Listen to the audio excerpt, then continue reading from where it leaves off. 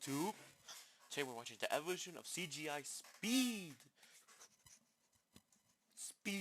Alright, let's get into it.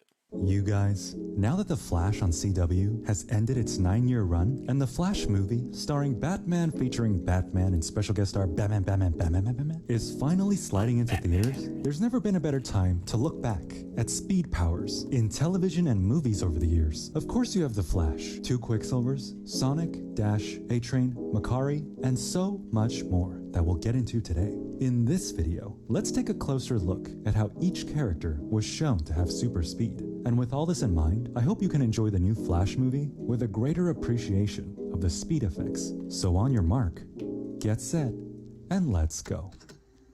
It all started with Roadrunner and Speedy Gonzalez. It was easier back then since whatever the artist drew up could be used exactly as is on the final frame, like Roadrunner leaving behind a smoke cloud of himself, or Speedy running under Sylvester's junk. Decades later, even movies like Justice League would borrow the same ideas. With the Flash and Quicksilver in animation, they tried smearing their colors, having imprints catch up, or leaving behind a trail of copies. And who could ever forget when Flash traveled all over the world just to punch Lex Luthor? Seems a bit excessive. But now let's jump into 2004's The Incredibles, specifically this scene. Through frantic and fast-paced music, to the sound effects of Dash's tiny little footsteps, Pixar was able to bring this crazy chase sequence to life. Okay, this little kid is using his powers for the first time. What kind of stuff is he gonna do? He's gonna trip. He's gonna run through a thing of bugs and fall and cough one up. He's gonna do things that a kid would do in that extraordinary situation. After drawing the background, putting in a camera move, and adding Dash's run cycle, the team could then start finishing the look. Later on, Dash lands on one of the henchmen's velocipods and learns that his speed makes him impossible to hit. I always love that he closes his eyes right before punching this guy. It shows you that he's still a kid, and while he is fast, he's not invincible. Then, as bad guys flank Dash from both sides, he sees he has no ground left to run on. Running on water has always been a thing with speedsters. What better way is there to show just how fast they can really go? But they all end up just doing it, with no acknowledgement of how cool it would actually be. But what's the first thing Dash does when he finds out he can do it? He gives the most maniacal laugh. Like a kid finding out he got away with something. The way everything came together and gave Dash such incredible character development makes this my favorite speedster moment in all of cinema. And from one speedster to the next, we get to Sonic. From his humble beginnings as a 2D video game character, Sonic didn't really get to show off his power until his 2020 movie debut. After a misguided first design that made him more creepy and human-like than anyone wanted. Sonic? What are you doing with those? The design team went back to basics and followed the original look. And for a film that got its fair share of hate, rightfully so, it did show speed powers in new and interesting ways. MPC, the main visual effects company, who usually have their hands full working on giant monster and superhero movies, scaled back to bring this computer-generated creature into the real world. But making him exist in the environment is only one part of the process. They then had to figure out what his running would look like. But from the pre-visualization stage, where the director figures out framing and timing, we see they tried a few methods, like a simple stretched out shape, or a blobby cycle of feet, or stringy blue noodles. All of this research paved the way for the eventual look in the movie.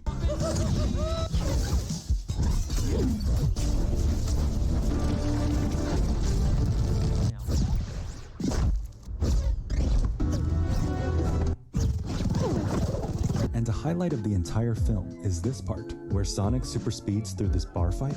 On set that day, the actors and extras had to pose incredibly still. You've seen the mannequin challenge, right? Same thing. Then all they had to do was add in a CG Sonic, some hot dogs, and nachos. I make it sound so easy, but some VFX artists probably couldn't see their kid for a month working on this scene. Looking at this, you can't deny the effects team did a great job at showing speed. And the very next year, we got Space Jam 2. Oh yeah, you didn't know?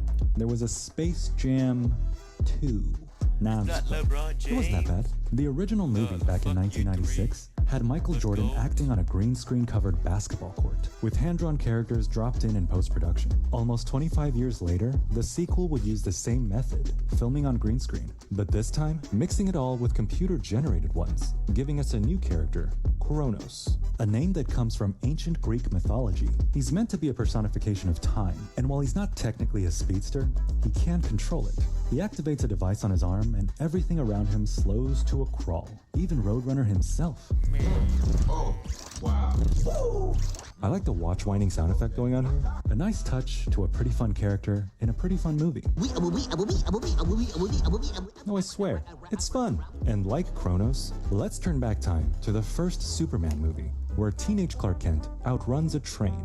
The team tried everything, like isolating him and layering him over different footage, filming a normal run and frame cutting to change the speed, even trying artificial motion blurring, but nothing quite worked. So eventually, they just hung the actor up from a moving crane with wires on either side of his body. This allowed them to follow along in a car to get the footage, and this way, they could control his speed exactly how they wanted. And when you compare the final result with footage of professional runners, it actually doesn't work at all. I mean, for 1978, this probably blew everyone's minds. But by today's standards, it just looks a little weird. But huge props to the team for innovating so early on, before visual effects were that advanced. Fast forward to 1994, and things started to get a little more interesting. Before Jim Carrey was blackmailed to be in Sonic, he starred in The Mask, whose super speed was shown by a signature tornado effect. Being such an over-the-top and animated actor already, the team didn't have to work too hard, turning him into a real-life cartoon character. For this scene, when he first puts on the mask,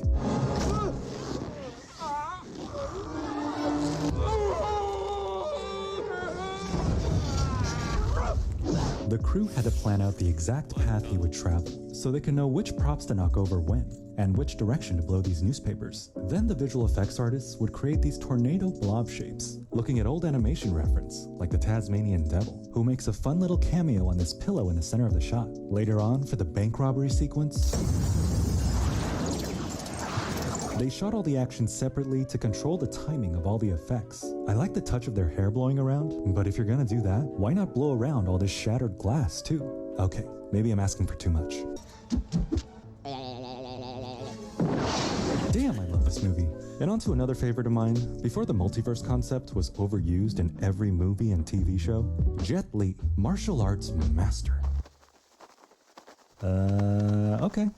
I respect that. Starred as a universe-hopping villain, killing every other version of himself until he becomes the One. And one of his powers is super speed.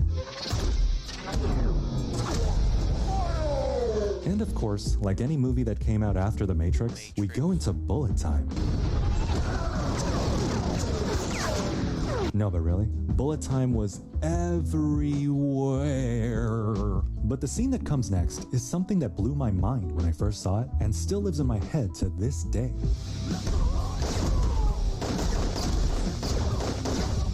It's not just me, right? This scene is so badass. The team wanted to use as much wire work as they could get away with, even trying this method, where they film someone getting hit in slow motion on a green screen stage, then compositing another actor, matching the hit points. That was interesting, but it really didn't work that well because it was so cumbersome to actually photograph 4 actors and then having Jet go around and hit these invisible points. Using CG just allowed for so many more possibilities. A look behind the scenes shows Jet Li punching dangling tennis balls, ending with a green...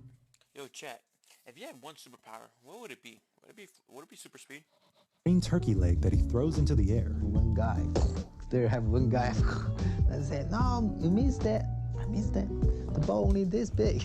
CG cops are placed into the scene, shadows are recreated, and smoke, bullets, and sparks are added in. As a lover of visual effects, when I look back at this movie from over 20 years ago, I'm still amazed at how well they pulled this off.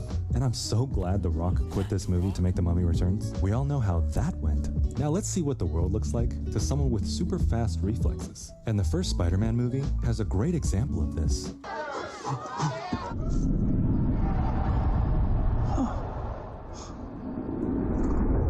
After rehearsing the choreography, nailing down the timing of everything, looking behind the scenes gives me an idea how this shot was done. Everyone behind Peter was probably shot separately, since none of these students are anywhere to be found in the wide angles. And the fact that I'm seeing Flash's arm casting a perfect shadow on Toby's neck tells me that the two of them were probably shot against a green screen at another time, but just reaching out his arm super slow while Toby reacts at normal speed. It's so simple, yet so effective.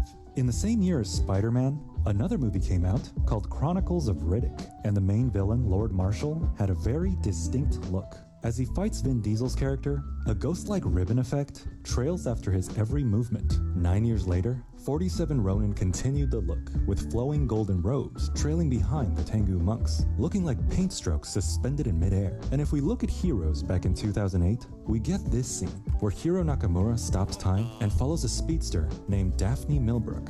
Remember this part in Justice League? I think they got the idea from here. Ah, I miss Heroes. They should reboot it. Oh, they did? Huh. Man of Steel's Feora showed speed in a whole new way.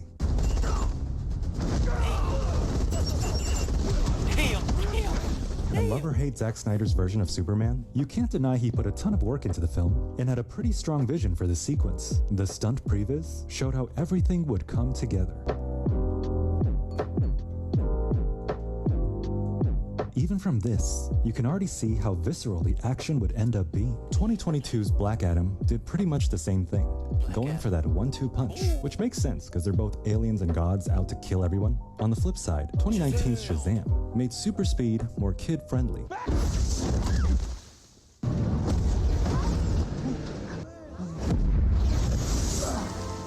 But towards the end, when everyone got Shazam powers, things became a little inconsistent. Here, Darla blows away all this hay as she comes out of super speed, but then here, she has no effect on anyone around her, and her own hair doesn't even move. And this part, where she saves Santa from a demon monster? Okay, what the hell was that? The background extras barely react. There could have been some snow kick up from the ground. The Christmas tree on the right should have been blowing like crazy. And Santa's pose just pops. I know this is a quick shot and all, but they could have tried a little harder. And now it's time to talk about the iconic Quicksilver kitchen scene. We shot super high speed with a stereo phantom camera, so we're shooting with real sprinklers, everybody's getting soaking wet, and then we slow that down even further with the post slowdowns, and then once it got to the point where it stopped, we'd take over with visual effects. Evan Peters filmed all the close-ups on another stage, and after being hosed down like a wet dog, did some simple running on a treadmill as a gigantic industrial-grade wind cannon blew at his face. We're blowing massive amounts of air to get at that rippled look. It's like skydiving, you know, it's like you get that. It was fun. Then they'd put the kitchen behind him, in some cases, taking the entire upper half of his body and rotating the footage, then putting in CG legs, shattering CG tiles. And once all that was figured out, the VFX studio behind it, Rising Sun Pictures, combined so many elements to make this shot not only believable, but fun to watch. Adding in all the extra water drops, vegetables, cutlery, more pots and pans, guns and bullets, even figuring out how the bullets would break through the water drops, or how everyone's movement would push them around. And as Quicksilver moves around, he leaves this sort of wake of like a rain tunnel behind him. So there's a lot of careful animation and sort of fluid simulations that we had to do. Everything was put together to make this scene even busier than it already was. And what ends up on screen is true movie magic. It's really too bad they just yeeted him right out of the story when he could have been so useful for the rest of the movie. But when you're so fast you can literally change the direction of bullets, there's really not much conflict left. But for X-Men Apocalypse, they cranked everything up to 11. Quicksilver saves everyone from an explosion that happens in a split second. They started out with concept art and storyboards, mapping out the key moments. Then they moved on to a lot of previs to figure out exactly how the action would take place. Shooting with phantom cameras again meant that something happening in the blink of an eye could now last anywhere up to 15 seconds, really giving the audience the time to take in all the destruction. Having Quicksilver run up this makeshift railing as a substitute for this exploding floor, or carrying out this stump with a gray ball on top as a stand-in for the CG dog, really sold this whole sequence. Meanwhile, in 2015, Marvel introduced their own version of Quicksilver with a very different look. Even from the concept art, their approach was to focus on the visuals of his speed trail. After filming Aaron Taylor Johnson on set, getting as much running as they could in camera, they would then build his trail in layers, even distorting the background behind it. They'd also scatter some rocks and have him kick up some dirt. The end result was pretty fun to watch.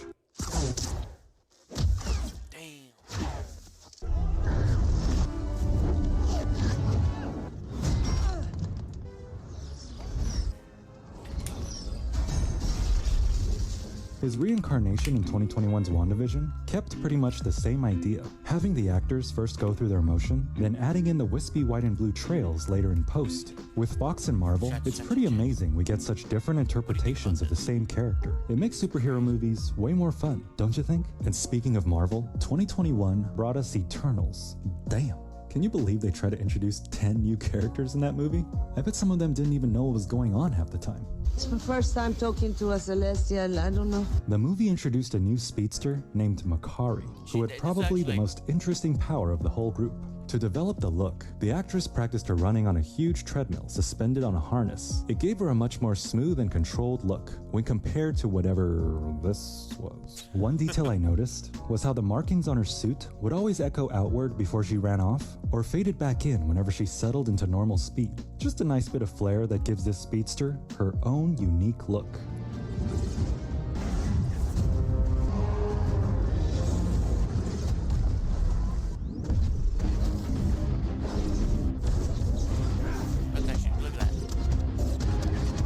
Wires were used further on location to control her settling in to key poses, but it didn't always work. So for most of the action sequences, the main visual effects studio Weta relied heavily on visual effects to sell the idea of her rescuing people in a chaotic battle. They also worked on this sequence, where Makari runs all over the world to do something. Sorry, I was asleep by that point, but it did look pretty nice.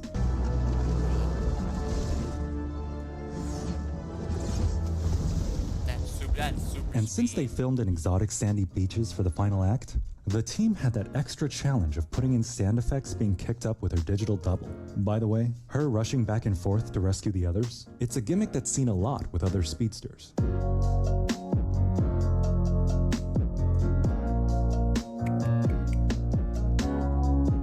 By now let's move on to the last speedster who would ever rescue anyone. First, if you're not watching The Boys on Amazon Prime, you're missing out. Debuting in 2019, it showed you a twisted world where superheroes actually exist and the sick reality of what that would look like. One of the most dangerous characters is a speedster called A-Train, who uses his power to maintain his fame and celebrity status. Go. His introduction in the first episode was so gruesome. What if a super speed character ran right into someone? Well, they'd probably rip right through them like tissue paper. It gets even more messed up when later in the episode, A-Train says this. I ran so fast through this that I had swallowed one of her molars. You'd never be able to rest, knowing that he could find you anywhere. Some shitbirds? And threaten you just by running up to you. For the first time ever, we got an evil speedster that wasn't afraid to kill somebody, only to pretend to be a nice guy on the outside. Well, if you don't count Reverse Flash. So finally, we've arrived at our last speedster, the Flash. From his first appearance dating back to 1940, the Flash has shown up in various forms on screen.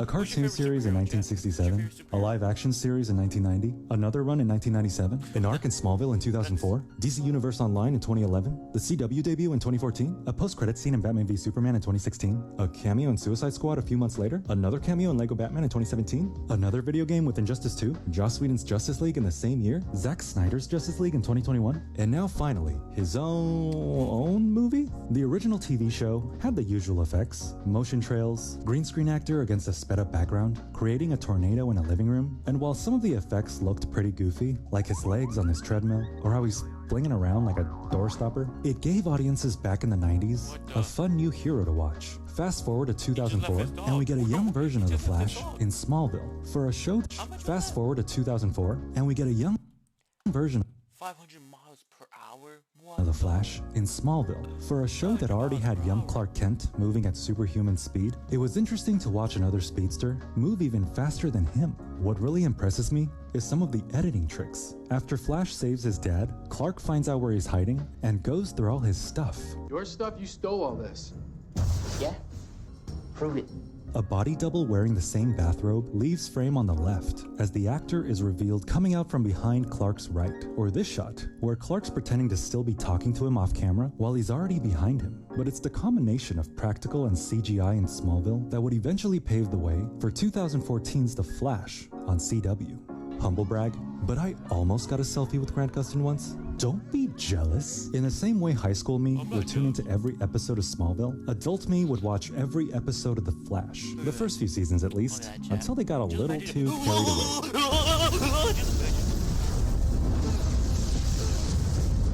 What? And it all started with breaking down how running actually works. Sometimes for full, body shots, they'll have me running, but like green screen stuff, I'm generally in a fixed stance and like doing my legs really hard. And I was working with this like Olympic track and field sprint coach, so I did have some technical training before the show started. We may never know exactly what someone running at 700 miles an hour looks like, but I can at least buy it when Grant Gustin does it. XS, on the other hand, yeah. I don't know about all of that. The running pose is just one part of the equation though, and for the Flash to look believable, Grant also had to look good coming out of these runs too.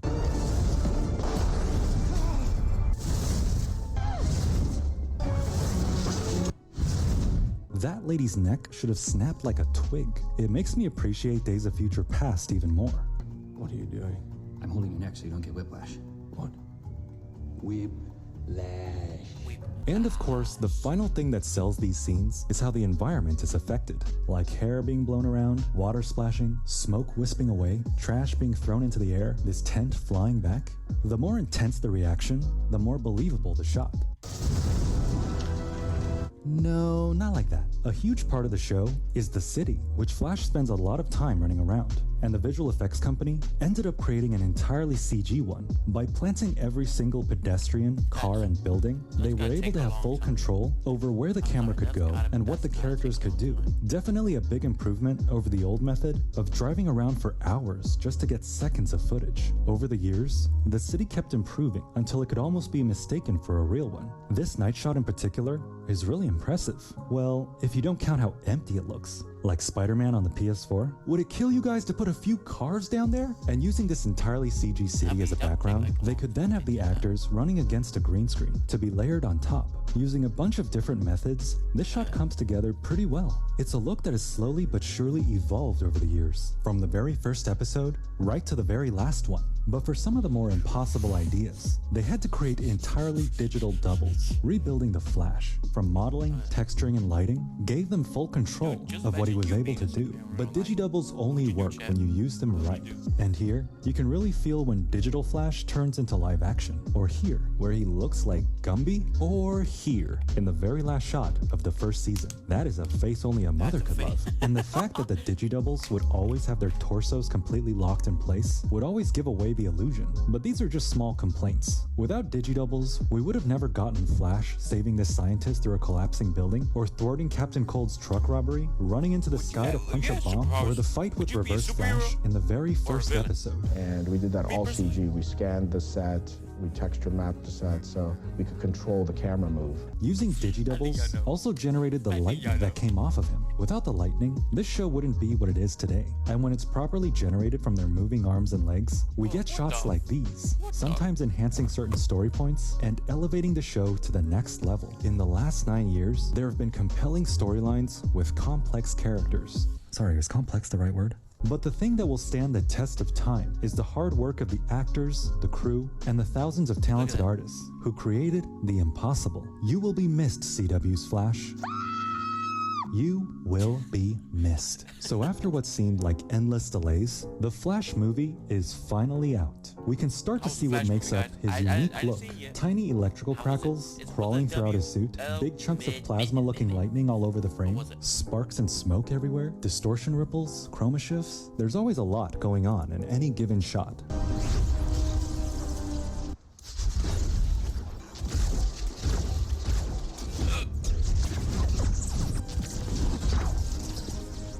Another way the Flash is brought to life is by having tons of lights on set, going off in every direction. Or having the Flash is brought to life is by having tons of lights on set, going off in every direction. Or having the lightning reflect in his helmet and even showing up in his eyeballs. You can see in Sonic how powerful the moment can get when he's actually being lit by his own lightning. Here we see how Scanline VFX handled the time travel scene, from taking the footage, animating over Flash, and then bringing the world back. Or this scene, after some extensive previs, and Ezra being maneuvered around on a harness, the visual effects came in. It takes a lot of planning, honestly. I think it could be tricky because there's a lot of elements to work through.